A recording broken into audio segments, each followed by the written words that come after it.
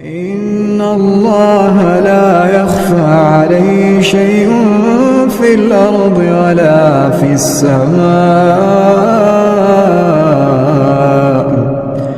هو الذي يصوركم في الأرحام كيف يشاء.